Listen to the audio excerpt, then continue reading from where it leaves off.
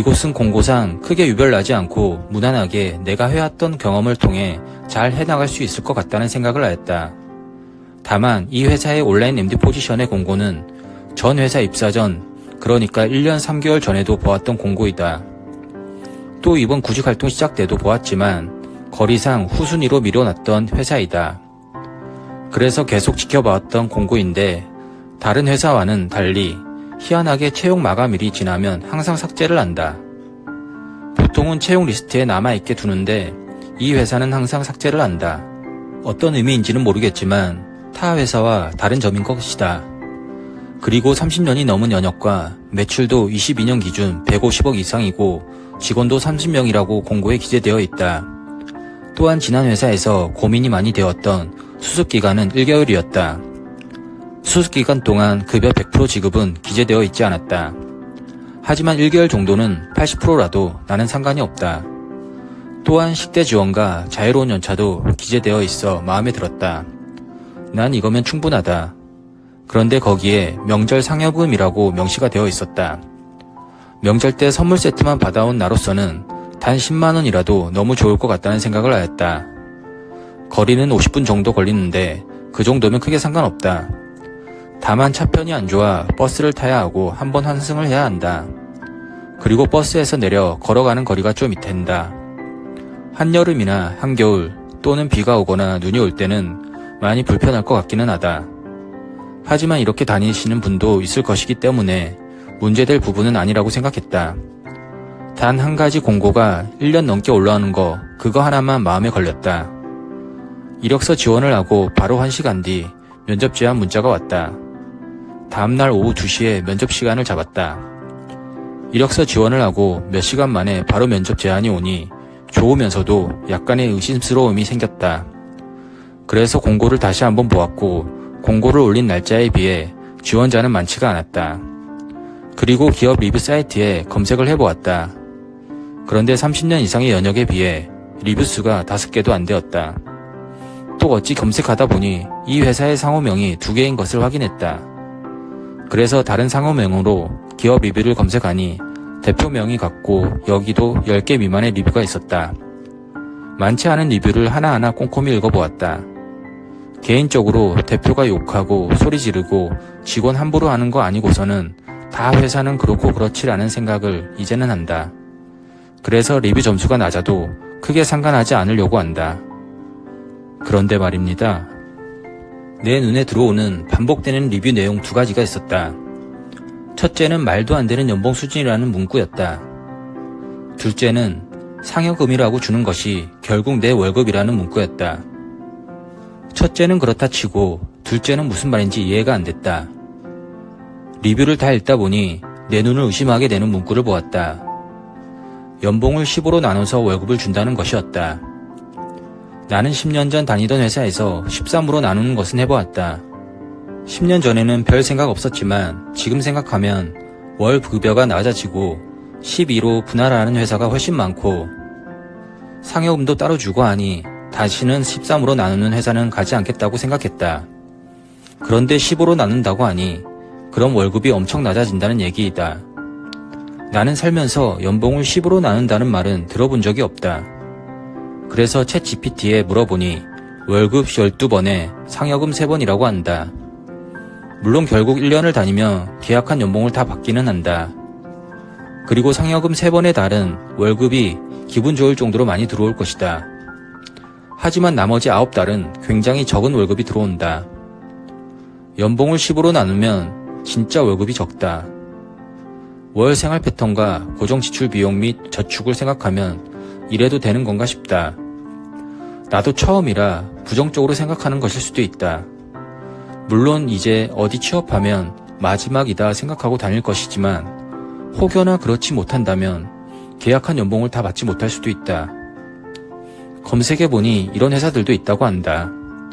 그렇다고 퇴직금을 포함시키지 않는 이상 불법은 아니라고 한다. 그냥 내가 연봉을 15로 나누는 것을 받아들이냐 마냐의 문제인 것 같다.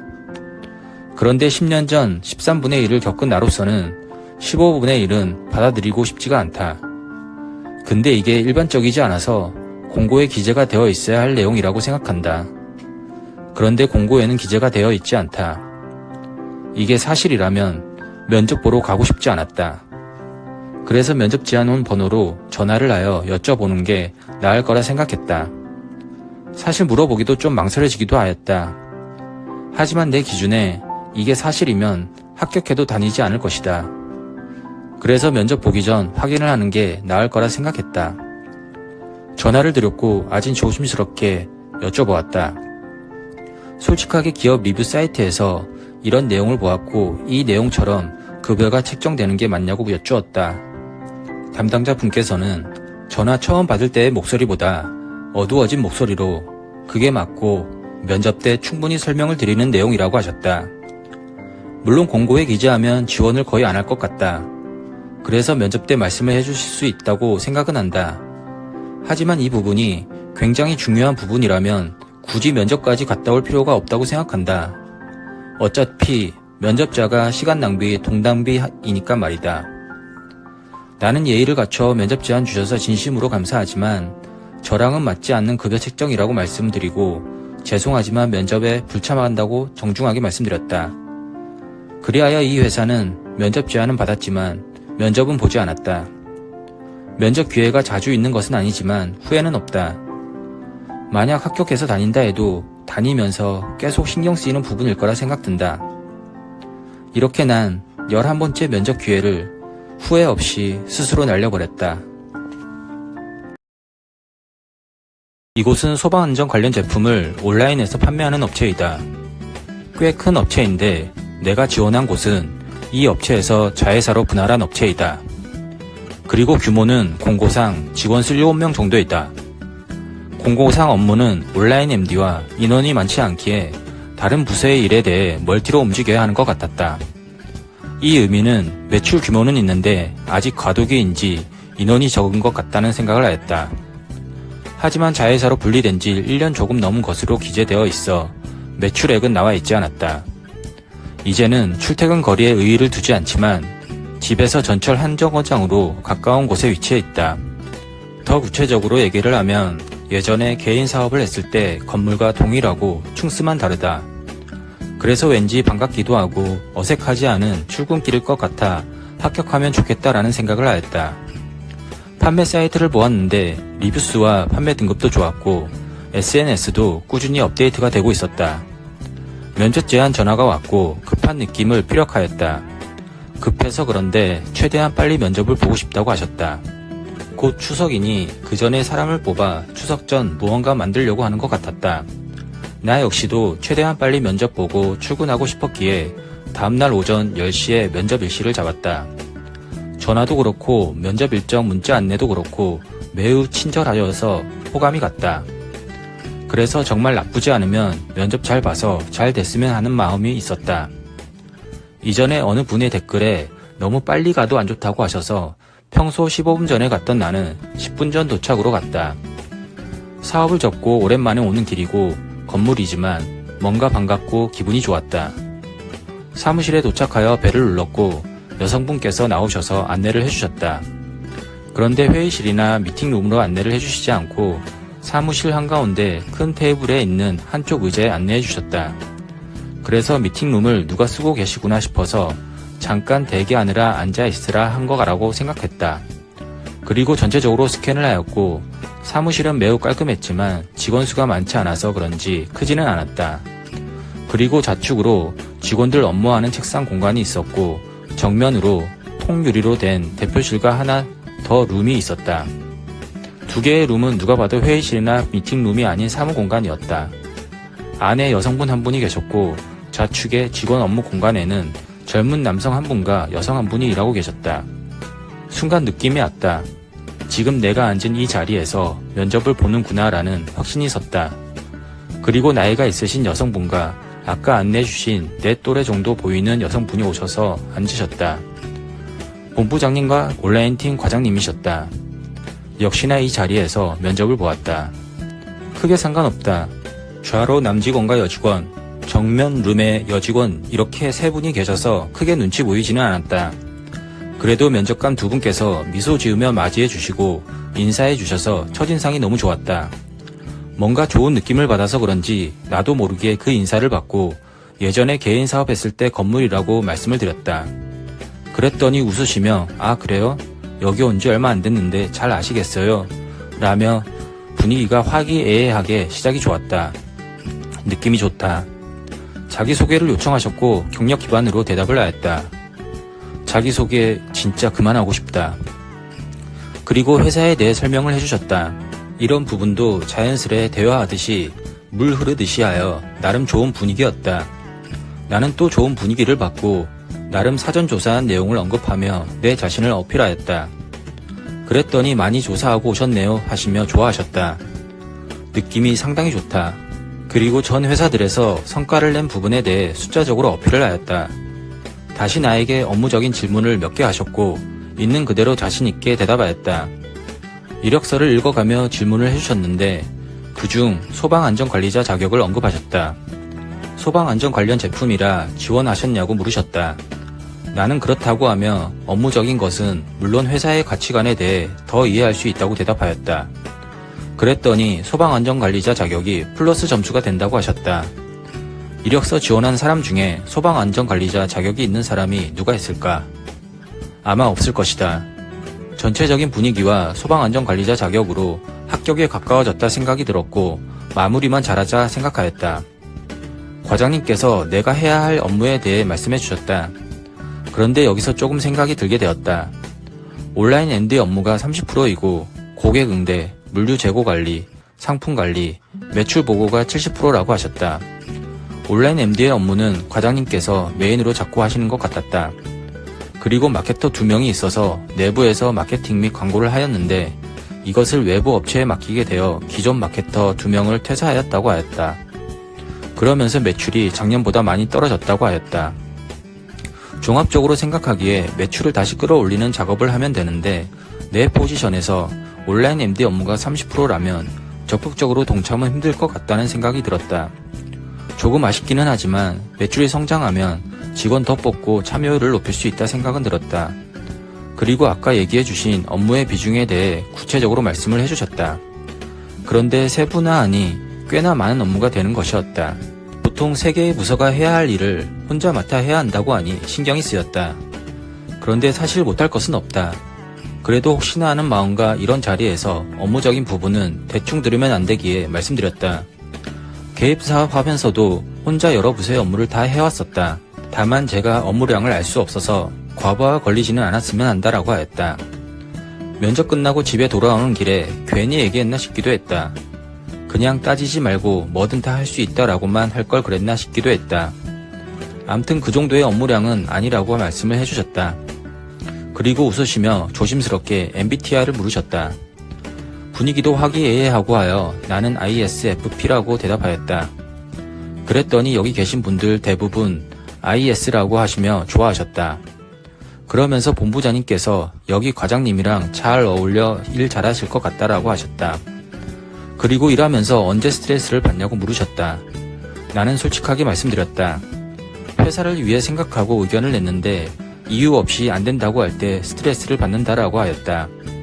이 부분은 딱히 리액션이 없으셔서 어떻게 받아들이셨는지는 모르겠다. 그리고 직급에 대해 그동안 과장 차장으로 일하셨는데 그렇게 안 될 수도 있다라고 말씀하셨다. 온라인팀 과장님이 계셔서 아마 대리 정도 생각하신 것 같다. 나는 크게 상관없다고 말씀을 드렸다. 면접은 거의 다 마무리되었고 여기까지 난 뭔지 모를 자신감이 생겼다. 그냥 게임 오버라고 생각이 들었다. 그런데 말입니다. 마지막으로 희망 연봉을 물으셨다. 난 이 순간 머뭇댔고 당황을 하였다.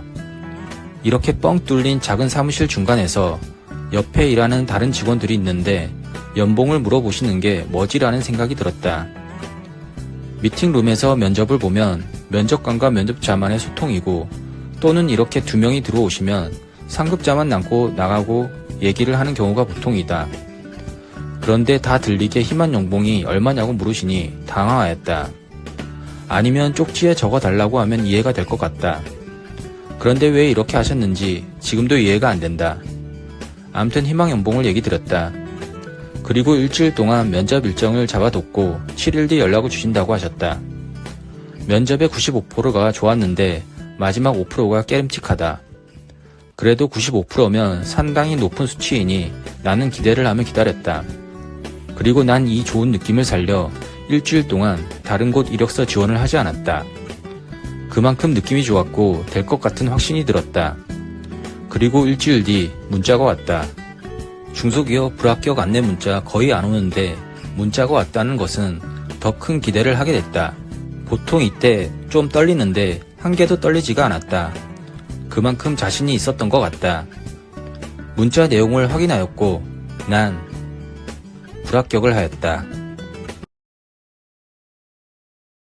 면접 제안 온 회사는 의류를 판매하는 쇼핑몰이다. 사실 난 10년 전에 의류 쇼핑몰에서 4년을 넘게 일을 했었다. 그리고 세월이 지나면서 의류 시장의 경쟁력이 심해지고 어렵다는 것을 느끼게 됐다. 또한 손이 너무 많이 가는 카테고리라고 생각한다. 중소 의류 카테 쪽은 워낙 박봉이기도 하다. 요즘은 어떤지는 잘 모르겠다. 그래서 의류 쪽은 다시는 안 가겠다고 생각을 하고 있었고 이번에 이력서 지원을 하며 의류 카테고리는 단 한 군데도 지원을 하지 않았다. 그만큼 의류 쇼핑몰은 배제하고 구직 활동을 하고 있었다. 그런데 제안 온 곳이 의류 쇼핑몰이고 구직 활동 초반이었으면 거절했을 것 같다. 하지만 지금은 공백기도 길어지고 가릴 처지가 아니어서 일단은 아무것도 따지지 않고 수락을 하였다.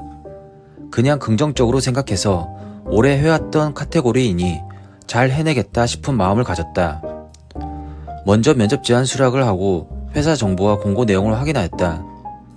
3년 정도 된 쇼핑몰이고 연매출 50억에 사원수 10명 규모였다. 쇼핑몰 전체 업무를 관리하고 실무를 하며 전반적인 부분을 컨트롤해줄 부장급으로 뽑는 것 같았다. 주문 수집 및 송장 출력, 거래처 발주, CS 및 고객관리, 물류 포장 및 재고 관리, 자사 사이트 및 외부물 관리 등이 업무였다. 단순히 글로 나열된 업무만 보면 빡센 업무인데 그래도 직접 만나서 들어봐야 할 것 같았다. 제시된 연봉도 최소 4천에서 6천까지 폭이 넓었다. 이럴 때 직전 연봉이 중요하구나 싶은 생각이 든다. 직전 연봉을 기준으로 많이 업할 수 없기 때문이다. 어차피 나는 지금보다 조금 더 업하면 된다.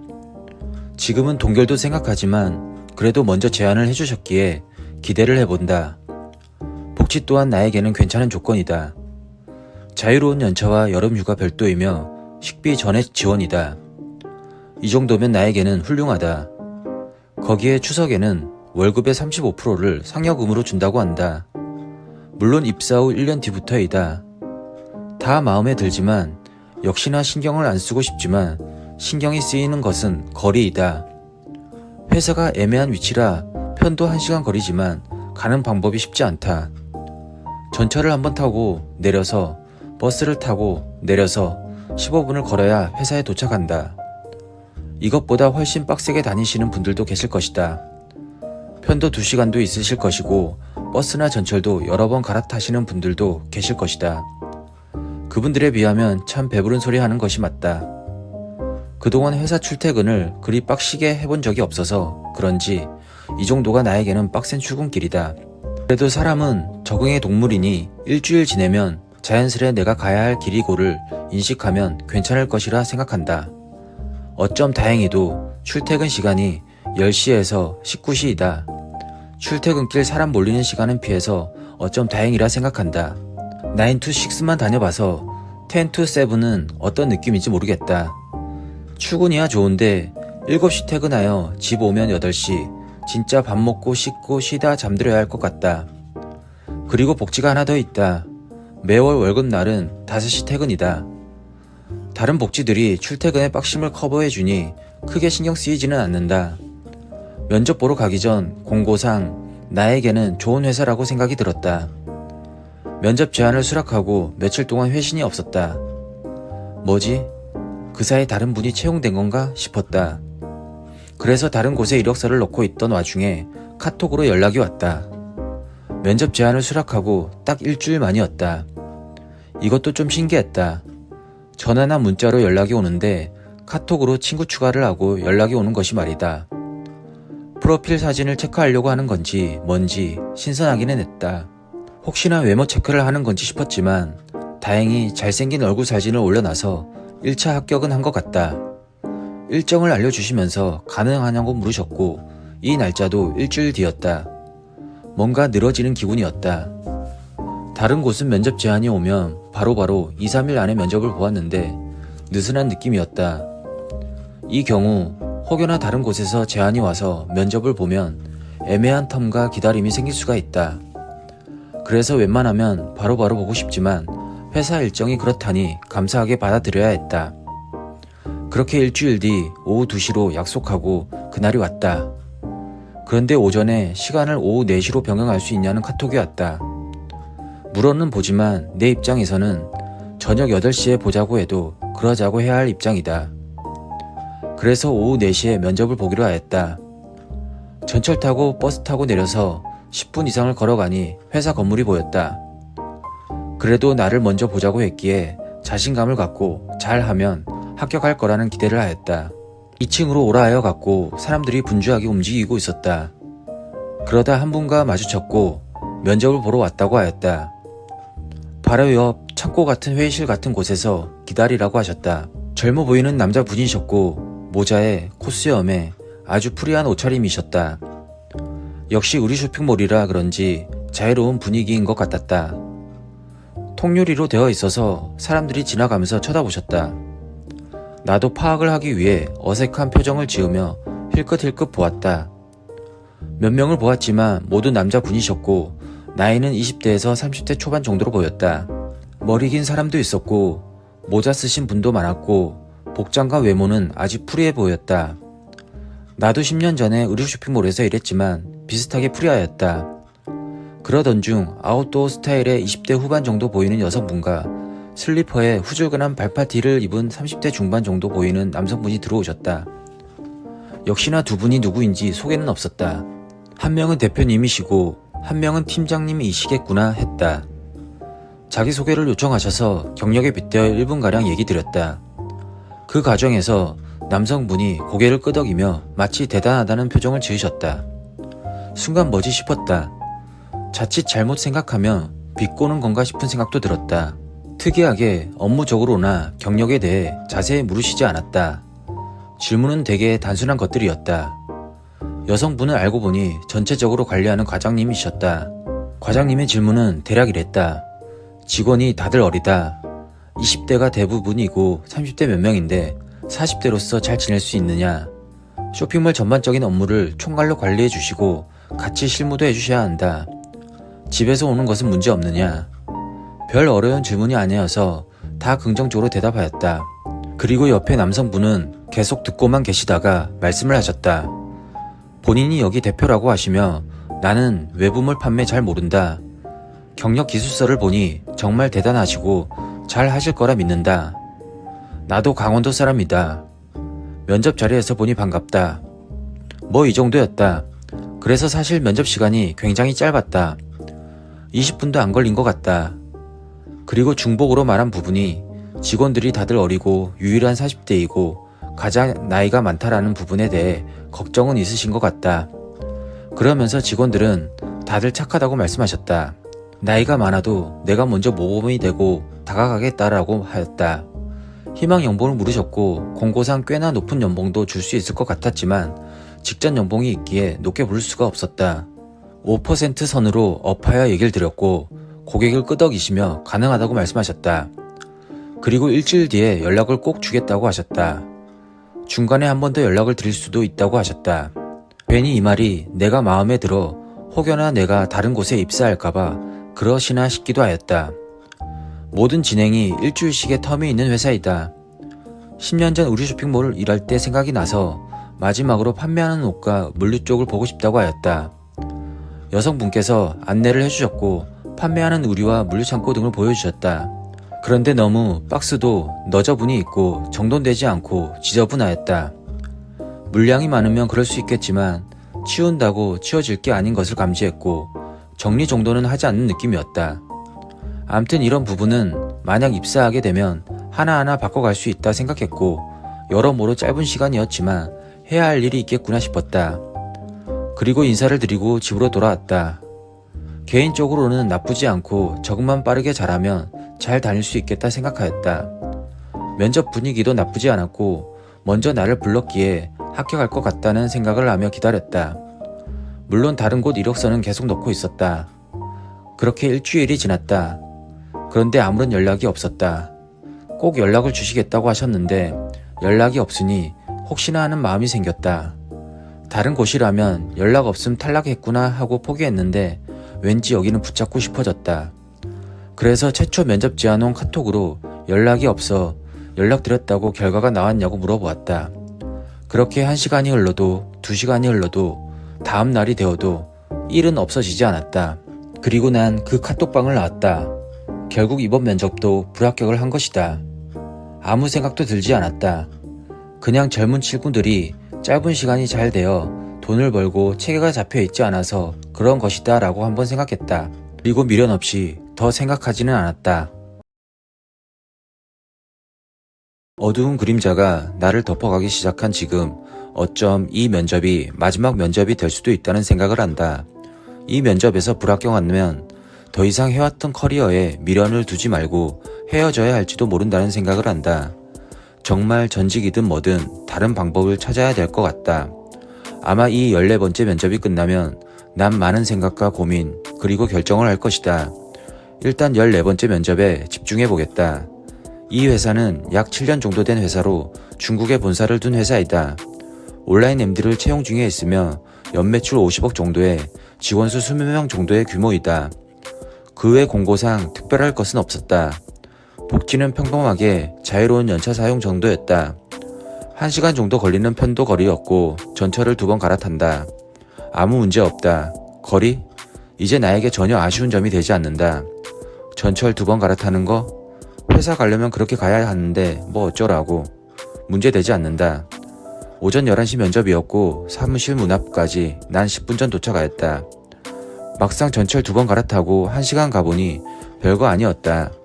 문 앞에서 벨을 눌렀고 문 잠금 장치가 풀리는 소리가 났다. 누르자마자 문 잠금 장치가 풀리니 면접자가 올 시간이 되어 문 앞에 나오려는 찰나였나 싶었다. 문을 열고 들어가니 마중 나온 사람은 아무도 없었다. 벨소리 듣고 무선 리모컨으로 열어준 것 같다. 문을 열고 들어오니 일단 사무실이 깔끔하고 인테리어도 이뻤다. 꽤나 긴 구조의 사무실이었다. 그런데 아무도 마중 나오지 않아서 입구에서 멈춰 누가 나와주기를 기다렸다. 아무도 나에게 다가오지 않았다. 약 20초 정도 멀뚱 서 있었는데 난 좀 이런 게 되게 신경이 쓰인다. 나라면 어떻게 오셨어요 하며 내일이 아니어도 보면 가서 여쭤볼 텐데 내가 이상한 건가 싶다. 암튼 20초 정도 있다 저 반대 끝에서 중년의 여성분이 어느 룸에서 나와 나를 쳐다봤다. 그렇다고 나에게 다가오지는 않았고 내 느낌상 저분이 면접 볼 사람 같아 보였다. 그래서 스스로 눈치채고 여성분에게 다가갔다. 꽤나 긴 구조여서 일하시는 분들 옆을 가로질러 걸어갔다. 직원들이 나를 안 보는 척하며 힐끗힐끗 쳐다보는 눈빛이 느껴졌다. 이 순간 분위기와 공기, 일하시는 분들 모습을 스캔하였다. 일하는 중이어서 그렇지만 밝은 표정은 없었고 굉장히 조용한 분위기였다. 여성분 앞에 가서 인사를 드렸고 여성분이 미팅룸으로 안내를 해주셨다. 안내해주신 자리에 앉았고 여성분은 맞은편에 앉으셨다. 그리고 물 한 잔을 주시며 온라인팀 부장이 들어올 거라고 하셨다. 그 사이 여성분은 약간의 어눌한 말투로 본인이 대표라고 소개를 해주셨다. 그리고 어색하지만 나름 친절하게 오시는데 얼마나 걸렸는지 등 간단한 인사치레 말을 걸어주셨다. 공고 기업 정보에 대표자 이름이 영문으로 되어 있었는데 읽어보면 중국 여성분의 이름 같았다. 아, 이 여성 대표님은 중국인이시구나 싶었다. 부장님이라고 하시는 분이 한참을 들어오지 않으셨다. 5분 넘게 10분 가까이 됐을 때 들어오셨다. 그 사이 간단한 인사치레 대화만 하고 굉장히 대표님과 어색하게 앉아 있었다. 업무적인 얘기는 전혀 안 하셔서 실무는 잘 모르시는 것 같은 생각이 들었다. 부장님은 남성분이셨고 내 또래나 한두 살 많은 정도로 보였다. 의상은 모자를 쓰고 늘어진 흰색 반팔티에 펑버짐한 칠부 바지 그리고 허리띠 끝이 허벅지까지 내려오게 착용하고 있었다. 나름 패션에 신경을 쓰시는 분 같았지만 패션을 잘 모르는 분 같기도 하였다. 본인만의 패션 철학이 있으신 분 같았다. 패션 회사가 아니지만 그래도 회사가 자유롭구나 싶었다. 그리고 부장님께서 담당 모를 맡아 실무를 하신다고 하였다. 그래서 배울 것이 많겠구나 생각했다. 역시나 시작은 자기소개를 요청하셨고 경력에 빗대어 1분 내외로 말씀드렸다. 어느 몰드를 운영해봤냐부터 해서 전 회사에서 어떤 성과를 냈느냐 등을 물어보셨다. 내가 하는 일의 메인이 외부몰 MD여서 거의 안 해본 몰들이 없다. 오픈마켓, 종합몰, 버티컬 앱 등 다 운영을 해봤다. 물론 의류 쪽을 안 해서 지그재그나 무신사, 에이블리 같은 곳은 안 해봤다. 하지만 입점만 되었다면 또는 입점만 된다면 어려울 것 없다 생각한다. 그리고 성과를 내는 방향에 대해 SNS 인스타나 유튜브 관련 말씀을 드렸다. 또 공동구매로 인한 매출 성과도 말씀드렸다. 내가 잘한 부분에 대해서 최대한 어필을 하였다. 대표님께서는 그냥 듣기만 하시고 잘 모르시는 눈치였다. 부장님께서는 알아들으시는 것 같기도 하고 못 알아들으시는 것 같기도 한 느낌이었다. 얘기를 하다 보니 스마트 스토어와 쿠팡만 하신 것 같았다. 물론 양대 산맥이니 그것만 잘하면 되고 요즘 외부몰들은 예전만치 않으니 전략에 따라 다를 것 같다. 그리고 나 역시도 스마트 스토어와 쿠팡에 더 집중해야 한다고 하였다. 이를 들으시더니 갑자기 부장님께서 사실 공고에는 안 적었는데 우리는 오늘의 집 운영할 MD를 뽑고 있다고 하였다. 내가 스스와 쿠팡을 어필하니 그것은 부장님께서 맡고 있다고 하셨다. 오늘의 집도 꽤 오래 운영을 해보았다. 예전에는 MD들과 소통이 되고 행사 제안도 오고 해서 매출을 올린 적이 있다. 그런데 오로라 시스템으로 바뀌고 나서 MD 컨택이 안 되고 행사 메일도 안 와. 사실 전 회사에서 오늘의 집 매출은 미비했었다. 간간히 행사 공지 올라오면 진행하고 했었다. 하지만 오늘의 집 MD를 뽑는 것을 보니 그동안 소통하는 MD가 있거나 퇴사자가 발생한 것이 아닐까 싶었다. 그래서 MD 컨택이 되어 있으면 제가 적극적으로 매출을 올려보겠다라고 하였다. 그런데 대충 얼버무리며 오히려 나에게 아는 MD가 없냐라고 물으셨다. 일단 느낌은 왔고 어찌 보면 쉽지는 않겠다 싶었다. 그래도 나름 공부하고 많은 영상을 보고 하며 또 나의 경험에 성과를 어필하였다. 그런데 난 사실 여기서부터가 개인적으로는 이해가 안 되었다. 내가 업무적인 부분과 성과에 대해 어필하면 회사와 매칭시켜 더 깊숙한 질문을 하여야 한다 생각한다. 대기업처럼 스펙 좋은 사람에게 의도를 갖고 질문하여 마음에 드는 대답을 듣는 것이 아니다. 작은 중소기업의 면접을 보면 면접 때 면접관과 면접자가 티키타카가 되는 곳이 더 좋았던 것 같다. 면접관이 좋은 면접자를 뽑으려 하는 열정과 노력이 보이고 면접자도 회사에 대해 더 깊게 생각하고 알 수가 있다. 물론 기본적으로 내 일에 대한 관심과 열정이 있어야 한다. 그냥 월급 루팡이면 티키타카도 의미는 없다. 암튼 해야 할 업무를 떠나 성과에 대한 질문은 거의 없었다. 내가 느끼기에 실무자인 부장님께서 리액션이나 공감 또는 질문이 없고 밍숭밍숭한 걸로 보아 오히려 열정 있는 사람은 피곤하겠구나 싶은 것 같았다. 면접을 보면 가끔 팀장이나 실무자가 자기보다 더 잘 알고 열정이 있는 사람을 안 좋아하는 느낌을 받는다. 오히려 이런 직원이 있으면 같이 함께 성과를 내면 되는데 반대로 피곤해질 것 같고 자기보다 뛰어난 사람은 배제하는 것 같기도 하다. 자기 자리를 지키고 토 안 달고 말 잘 듣는 직원을 찾는 면접관들의 느낌이 있다. 그 와중에 부장님께서 강하게 들어왔던 질문이 딱 2개가 있다. 스마트 스토어 어뷰징이 뭔지 아냐와 SEO가 뭔지 아냐였다. 그래서 키워드 반복이나 가짜 리뷰와 과도한 클릭, 허위 트래픽의 반복 등이 어뷰징에 속해 불이익을 받는다고 하였다. SEO는 검색 최적화로 상위 노출을 시켜 더 많은 고객 유입을 이끌어내는 작업이라고 하였다. 그랬더니 아니요, 그건 누구나 다 아는 것이고 네이버의 어뷰징 기준 3가지와 SEO에 들어가는 기준을 말하라고 하셨다. 사실 여기서부터 난 살짝 뭐지 싶었다. 내 기준에 지금 하는 어뷰징과 SEO의 디테일한 세부 내역을 외우고 다니는 게 그리 중요한가 싶었기 때문이다. 어뷰징에 자주 걸리는 업체이거나 상품 등록이 많은 업체도 아니고 이것을 외우고 다닐 필요가 있나 싶었다. 온라인 MD 14년 차에게 이 질문이 그리 달갑지는 않았다. 챗 GPT 질문 한 번이면 친절하고 자세히 나오는 내용이고 이걸 굳이 외워야 이 회사에 필요한 인재인 건지 이해가 안 됐다. 나 역시도 어뷰징의 기준, SEO의 기준에 대해 대략 어떤 요소와 기준인지 설명은 가능한데 100% 단어를 외우지는 못한다. 그런데 여기에 꽂혀서 이것도 몰라요? 하는 표정과 말을 하니 사실 진짜 기분이 상했다. 내가 이러면 안 되는 처지이지만 같이 일했을 때 배울 것도 없고 같이 함께 성장하자는 느낌도 없을 것 같았다. 그때부터 대답하는 중간 말을 끊고 하는데 뭔가 하나 꼬투리 잡았다의 느낌이었다. 예의도 아닌 것 같다는 생각을 했다. 그래도 웃으며 표정 관리하고 차분하게 끝까지 면접을 보았다. 그리고 희망 연봉을 물어보셨다. 이번에는 어느 분의 댓글처럼 금액을 얘기하지 않았다. 회사 내규에 따르겠다라고 말씀을 드렸다. 이날이 화요일이었는데 금요일까지 연락을 주겠다고 하셨다. 그리고 감사하다고 인사를 드리고 나와 집으로 돌아왔다. 그리 마음에 들거나 느낌이 좋은 면접은 아니었다. 하지만 합격 연락이 오면 난 출근을 할 것이다. 그리고 금요일이 되었고 오전에도 오후가 되어도 연락은 오지 않았다. 퇴근 시간인 6시가 넘어서야 난 불합격을 확신하였다.